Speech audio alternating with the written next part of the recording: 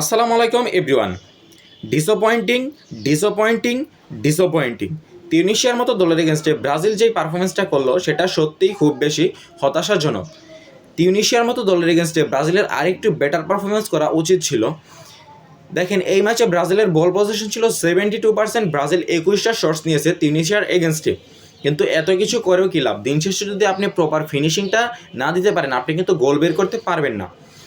এই ম্যাচে ব্রাজিলের প্রাপ্তি বলতে কেবলমাত্র এস্তেবাও উইলিয়ানের পারফরমেন্সটা চোখে লেগে থাকার মতো। তিনি ছাড়া ব্রাজিলের অন্য কোনো প্লেয়ার আহামরি পারফরমেন্স করতে পারেননি।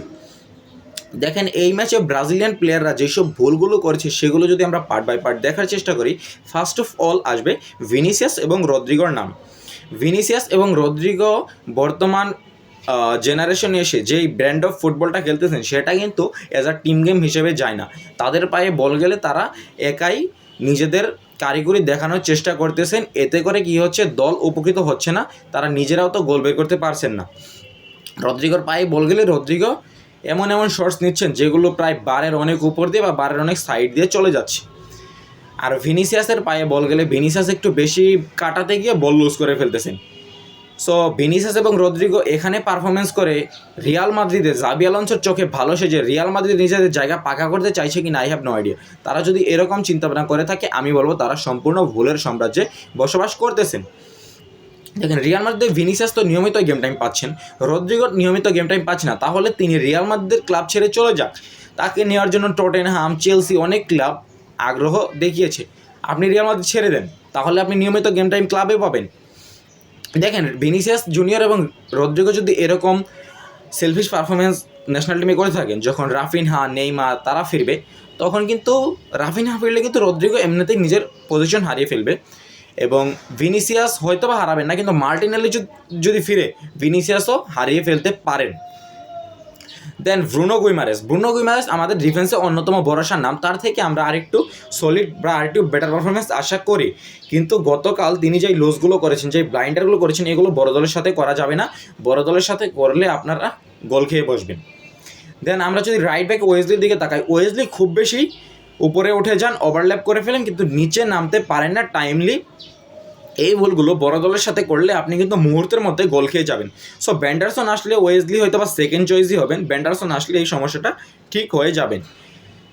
এই জন্যই কিন্তু গত ম্যাচে এদার মিলিটাওকে Carlo Ancelotti right back use করেছেন ডিফেন্সিভ সলিডিটিটা বাড়ানোর জন্য। দেন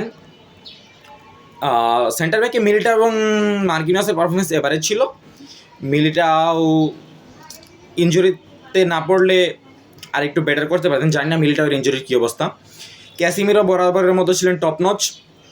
দেন ভিনি রদ্রিগোর কথা তো বললামই। ম্যাথিউস কুনহা গত ম্যাচের মতো এতটা ইফেক্টিভ ছিলেন না। আর এস্তেবাও তো পিওর জেম, এস্তেবাওকে নিয়ে আর কিছু বলার নেই আমার, একেবারে মাস্টার ক্লাস। দেখেন, কার্লো আনচেলত্তি এই ম্যাচে যে সাবস্টিটিউটগুলো করলেন, ফ্যাবিনহোকে আপনি নামালেন ক্যাসিমিরোর বদলে, তার পারফরমেন্সটা কী? সে জায়গায় আপনি আন্দ্রে সান্তোসকে ইউজ করলে ফলাফলটা ভিন্ন হতে পারতো।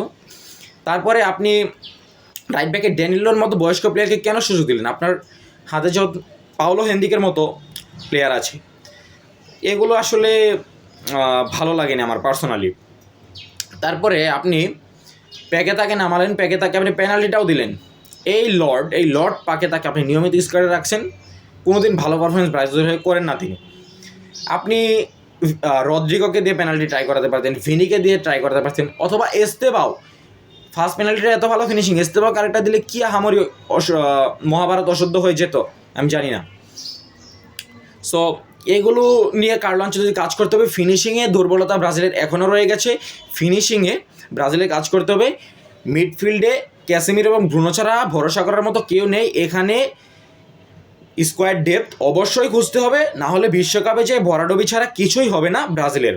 আর তিউনিশিয়ার পারফরমেন্স তো ছিল টপ নচ, একেবারে অসাধারণ। তারা ইউরোপিয়ান স্টাইলে পুরো ফুটবল খেলেছে, তাদের যে স্পিড পুরো মাশাআল্লাহ লেভেলের। সো নেইমারকে দলে চাই, দ্যাটস ইট। রাফিনহা তো ইঞ্জুরি থেকে ফিরলে অবশ্যই আসবে। মিলিটাওর ইঞ্জুরি নিয়ে এখনও কিছু জানি না, আশা করি সব ঠিক হয়ে যাবে। গ্যাব্রিয়েলও 1 মাসের ভিতরে সেরে উঠবেন। সো নেইমারকে দলে চাই, কারণ নেইমার হবেন দলের নেতা। এই দলের নেতা কিন্তু এস্তেবাও, ভিনিসিয়াস এবং রদ্রিগো এখনও অ্যাভারেজ পারফরমেন্স করতেছেন, ওই জায়গাটা ব্রাজিল দলে তারা নিতে পারেননি। সো এস্তেবাওর কথা এখানে সবাই শুনবে না, নেইমার আসলে নেইমারের কথা সবাই এখানে শুনবে। সো এই ছিল আজকের ভিডিও। আমাদের ভিডিও যদি ভালো লেগে থাকে ফেসবুক থেকে ফলো করতে পারেন, ইউটিউব থেকে সাবস্ক্রাইব করতে পারেন। ধন্যবাদ সবাইকে।